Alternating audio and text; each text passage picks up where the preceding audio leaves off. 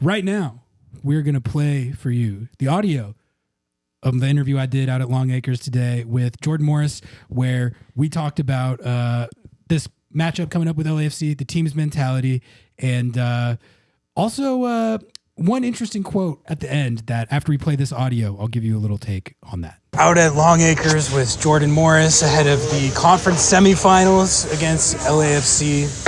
Jordan, I think the first thing that people are thinking about with this matchup is just the recent history between these two teams. They've had the better of it, at least this year.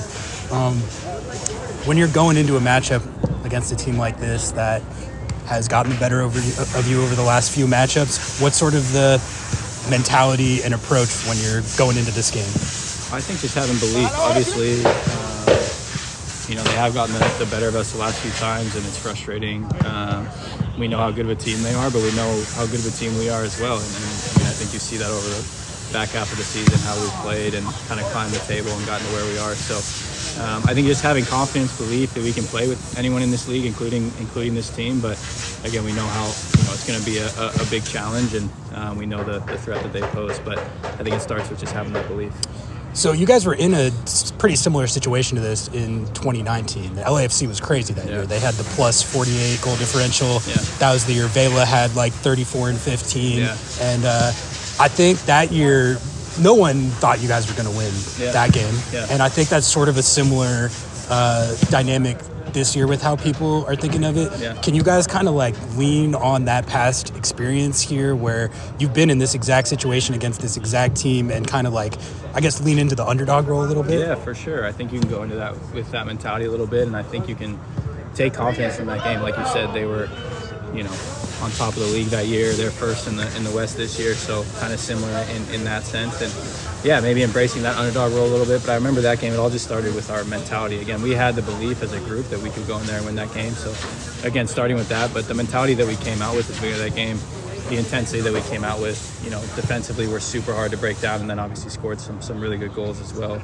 Nico and Raul. So I think we can take confidence from that game, from that similar situation, and know we can hopefully go in and have a similar performance. And you touched on it earlier, but you guys really, earlier in the season, it seemed like the offense was taking a while to get going. The results maybe weren't going your way as much, but second half of the season, it's turned around quite a bit, and you're now on this playoff run. What do you think changed within the group or within the team to kind of go from where you were struggling earlier in the year to now where you're making a run at another cup?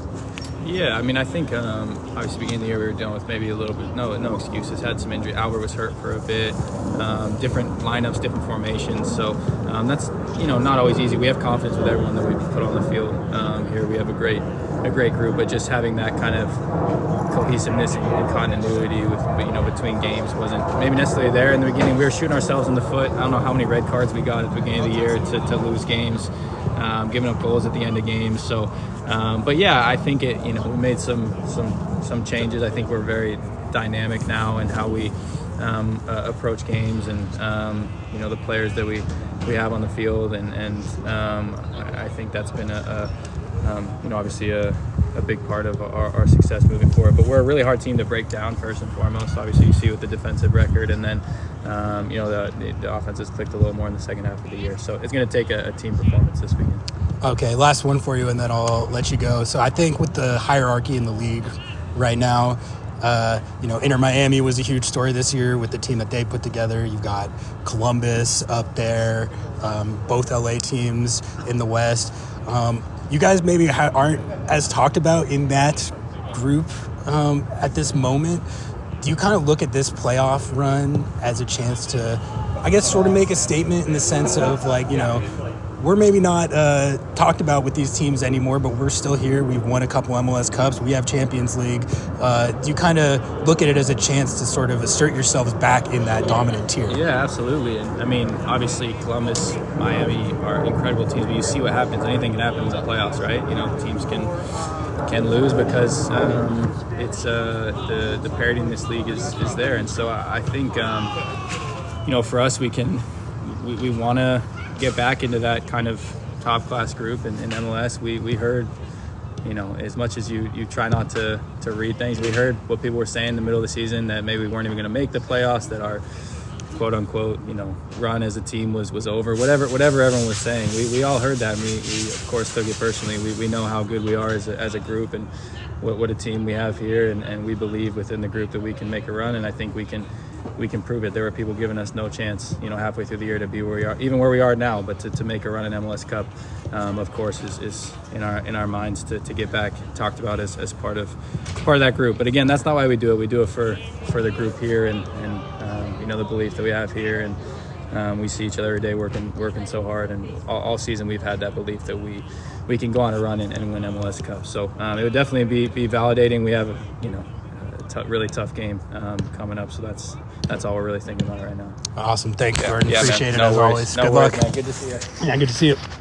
All right, so yeah, I think that last quote was the money quote, where he outright says that he and